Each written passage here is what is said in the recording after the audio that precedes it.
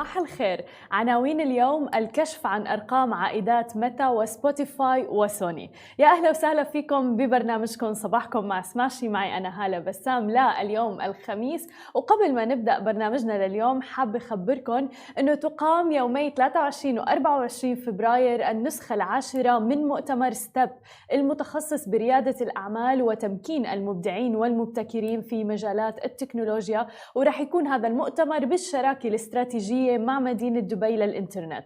ويقام هذا الحدث بمشاركة أكثر من 400 شركة تقنية عالمية ناشئة، ورح يكون في جدول حافل جدا بورش العمل وأيضا الجلسات النقاشية اللي رح تتناول موضوعات بارزة ومهمة جدا عم تحدث تحولات كبيرة جدا في عالمنا، وتحديدا عالم الاقتصاد والتكنولوجيا. ومنها رح يكون في أحاديث ونقاشات عن الرموز الغير قابلة للاستبدال NFT، Web3، العملات المشفرة، الكريبتو كارنسيز، بالإضافة أيضا إلى التقنيات المالية. رح يكون العديد من الشركات الناشئة من منطقتنا العربية متواجدين هناك، وأيضا العديد من المستثمرين حتى للشركات الناشئة اللي حابة أنها تحصد العديد من الاستثمارات.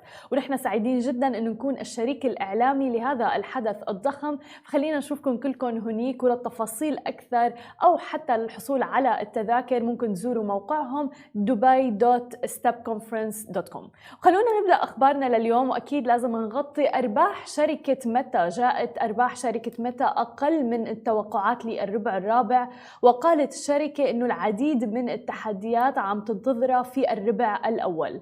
ووصلت ربحية السهم لنحو 3.67 دولار أمريكي مقابل 3.84 دولار كان متوقع، فيما وصلت الإيرادات لنحو 33.67 مليار دولار مقابل 33.4 مليار دولار كانت متوقعة.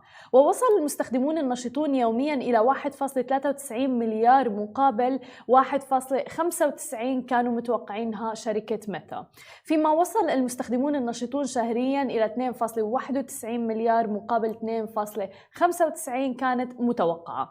وأصدرت الشركة التي أعيد تسميتها مؤخرا إلى ميتا توجيهات مخيبة فعلا للآمال للربع الأول، بالإضافة إلى الخروج بأرباح الربع الرابع وأرقام المستخدمين. وقالت الشركة أيضا أن الإيرادات في الربع الأول رح تتراوح ما بين 27 مليار دولار و29 مليار دولار، فيما أيضا توقع المحللون مبيعات بتبلغ 30.15 مليار دولار طبعا. وقال موقع فيسبوك أنه تأثر بمجموعة من العوامل اللي تغيرت، خصوصية مثلا أبل iOS، تحديات الاقتصاد الكلي اللي واجهوها بالفترة الماضية. وتم إلقاء اللوم أيضا جزئيا على النمو الأقل من المتوقع في مشكلات التضخم وسلسلة التوريد اللي عم بتأثر على ميزانيات المعلنين. وهناك أيضا تحول إلى المنتجات اللي ما عم بتحقق قدر كبير من الإيرادات في الشركة، مثل ما عم نشوف معنا يعني شركة ميتا فعلا السهم تبعها بانخفاض. شفنا يوم أمس أنه انخفض بشكل كبير السهم ليصل الآن إلى 323 دولار للسهم الواحد. أما إذا بننتقل لخبرنا الثاني معنا لليوم ونحكي عن شركة سبوتيفاي، أيضا شركة سبوتيفاي أعلنت عن نتائجها المالية الربع الرابع يوم أمس الأربعاء، واللي فاقت التوقعات وول ستريت على الرغم من انخفاض السهم، بعد ما أعطت الشركة توجيهات ضعيفة للمستخدمين النشطين شهريا للربع الأول من عام 2022. ووصلت الإيرادات تقريبا 3.25 مليار دولار، وكان في ارتفاع عم نشوف في بشكل كبير بنسبة تقريبا 24% على أساس سنوي، في مقابل 2.98 مليار دولار كانت متوقعة. تكبدت الشركة خسائر للسهم الواحد 0.23 دولار مقابل 0.44 دولار كانت متوقعة. بلغت عائدات الأقساط 2.58 مليار دولار بزيادة أكثر من 22%، ولكن في حين بلغت الإيرادات المدعومة كانت بالإعلانات 443 مليون دولار. وقال الرئيس التنفيذي أيضا لسبوتيفاي أنه قد نفذت بالفعل عدة تدابير، وهي الأولى من نوعها للمساعدة في مكافحة المعلومات المضللة، وأيضا توفير قدر أكبر من الشفافية، وهي من أهم الأمور اللي يعني بنظر لها المستخدم تحديدا بالفترة الأخيرة. أما إذا بدنا نحكي عن آخر خبر معنا لليوم، فنحكي عن شركة سوني. عم تستمر معاناة شركة سوني بسبب النقص في أشباه الموصلات ورقاقات المعالجة أيضا عالميا، مما عم يمنعها من تصنيع أجهزة بلاي ستيشن 5 بالكميات المطلوبة وفقا للتصريحات اللي أعلنت عنها. وتقول سوني أيضا أنها عم تتوقع تراجع مبيعات الجيل الجديد من أجهزة الألعاب الخاصة بها بسبب ضعف الإمداد لأشباه الموصلات، وبالتالي عدم قدرتها على تصنيعها بكميات كافية بتغطي حاجة السوق. وتمكنت الشركة خلال الربع الأخير من شحن 3.3 مليون جهاز بلاي ستيشن، يعني رغم كونها كانت فترة أعياد عم يزداد الطلب فيها مقارنة مع باقي الفترات، إلا أن عدم قدرتها على مواكبة الطلب حرمها من تحقيق مبيعات أفضل. ورفعت الشركة اليابانية مبيعاتها من الجيل الجديد إلى 17.3 مليون جهاز، مع نهاية عام تقريبا ل 17.3 مثل ما ذكرنا كان لها مساهمة في رفع إيرادات قسم الألعاب إلى نحو 7.09 مليار دولار أمريكي بتراجع عن العام الماضي.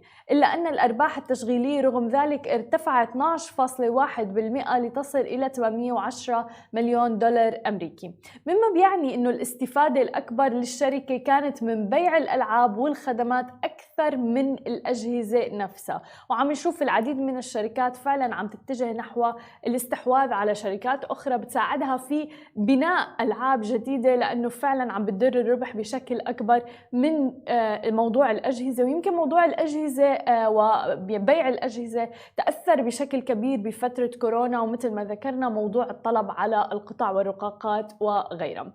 هذه كانت كل أخبارنا الصباحية لليوم. بعد الفاصل خليكم معنا مقابلتنا مع المدير العام لشركة تاير أمير ميلاد لنحكي عن آخر الاستثمارات اللي حصلوا عليها وغيرها الكثير. خليكم معنا ولا تروحوا لبعيد.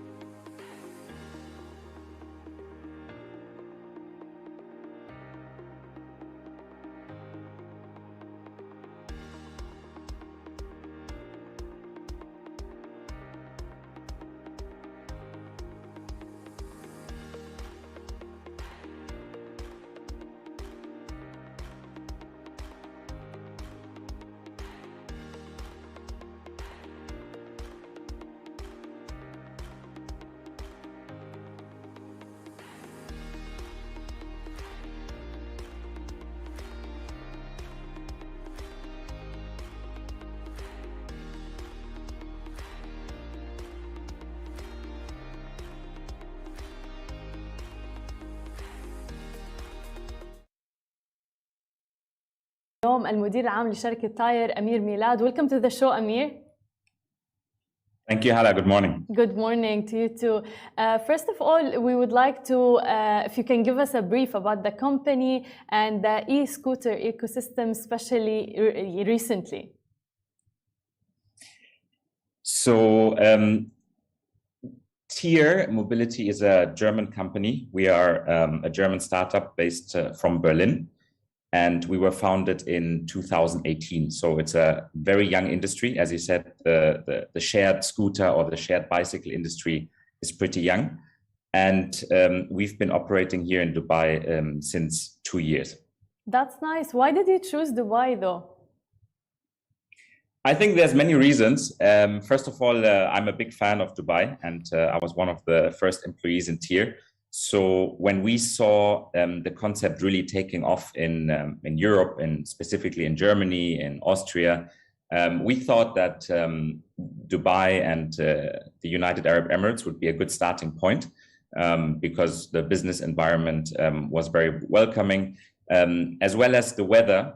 So obviously, when it's cold in Germany, it's good weather here in Dubai. So this was also a possibility for our business to be counter-seasonal in terms of having work all year round. Yeah.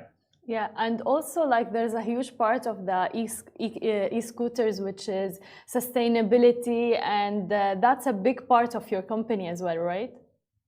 Correct. So sustainability is really at the core of our business. If you think about where the business started 4 years ago, we used, you can see here these scooters on this side. We started really with very simple vehicles, and then we have developed them over the years to be a more sustainable company. The usual lifetime was around 6 to 8 months of a standard vehicle in the sharing industry. So we developed our own vehicles, we engineered our own vehicles, we contracted manufacturers to extend the lifetime of our vehicles and to use more recycled and recyclable materials. So this is one part of the sustainability journey. The other part of the sustainability journey is that people today are more aware of their environmental impact.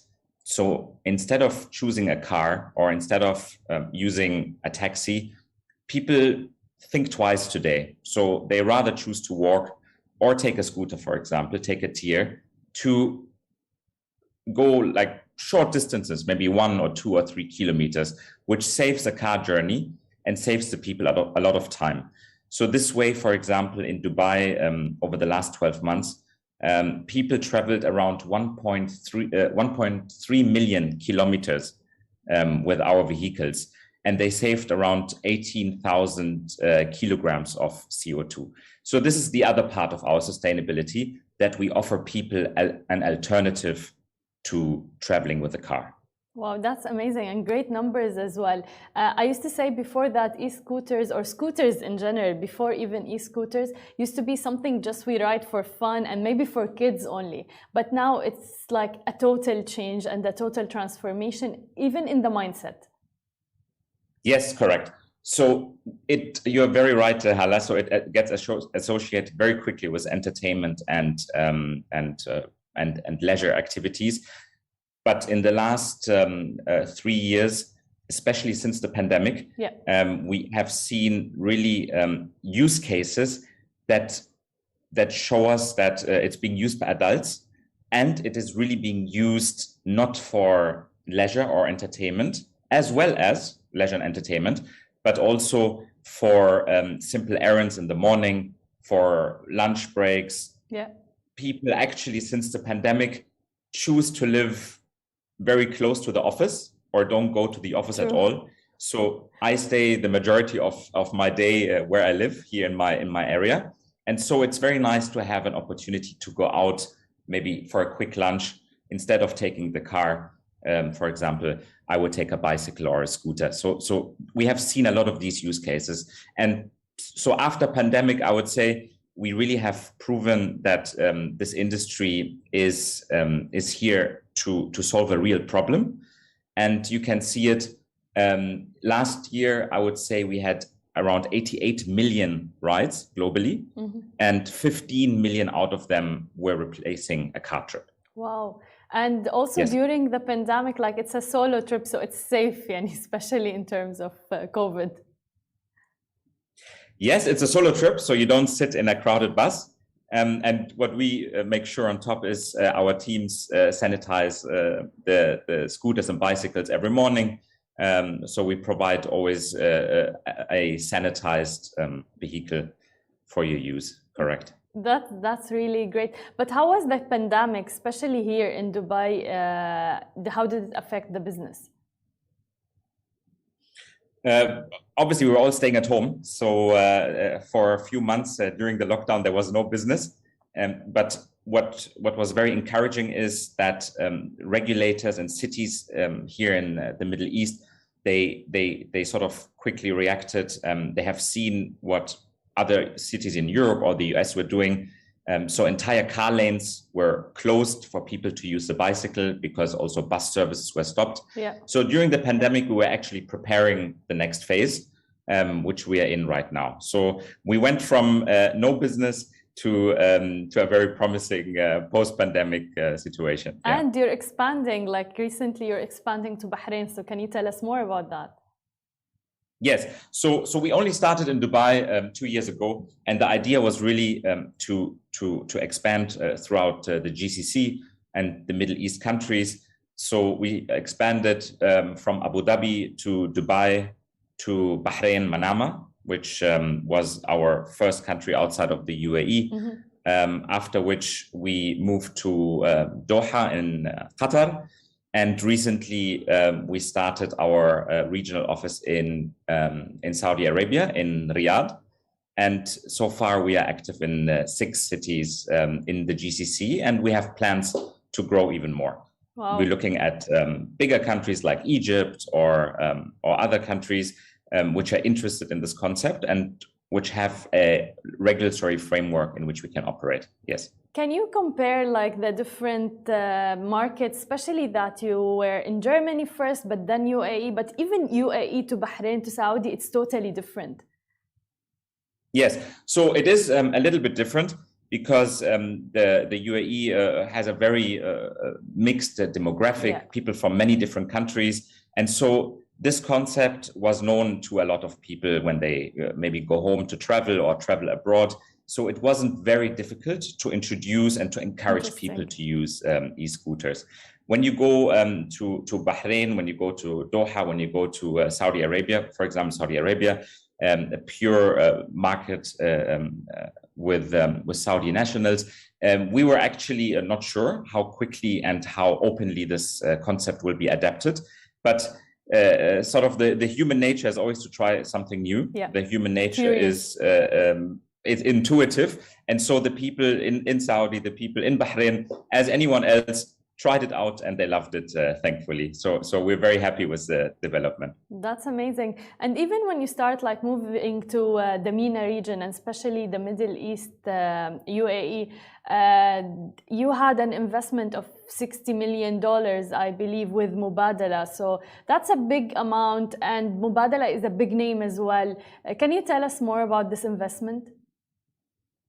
Yes, so Mubadala is one of our first big institutional investors. They have invested actually more than 60 million. They have invested a second round into Tier. So I would say, I'm not sure, around about 100 million US dollars into Tier. And this is really a part of the diversification strategy of Mubadala and other investment funds in the region to invest into technology. Exactly. And to invest into green energy, green solutions. So we were part of this investment, and they have also encouraged us to expand to the Middle East and to build a sort of a strong representation in the Middle East. That's really great. Can you share with us any future plans you have in the pipeline? Of course. So the future plans of ours is to expand further in the Middle East and also in Asia after sort of Europe has been already established. And we are not a scooter company or bicycle company. We are really a first and last mile solution company. So we want to solve the problem in cities for people to get from A to B. So we will launch a lot more vehicles. You can see we have also electric motorcycles, and we are currently in test phases for electric vehicles. So we'll expand our fleet to have multiple options. And then, for example, in Dubai, in the next few months, we will integrate very closely to the public transport. So where we are working closely with cities to close the gap between your house, the metro station, the taxi stop. So you will see us connecting these dots and being integrated even into their apps and into their offerings, so people can have a connected journey without having to use multiple apps. So this is the future, and we are really excited to be here, and we're really excited that the people love to use our service. That's great. Thank you so much, Amir, for being with us, and best of luck in your company. Thank you very much, Hala. Thank you. شكرا لكل الناس اللي تابعتنا. أنا بشوفكم بكرة بنفس الموعد. نهاركم سعيد جميعا.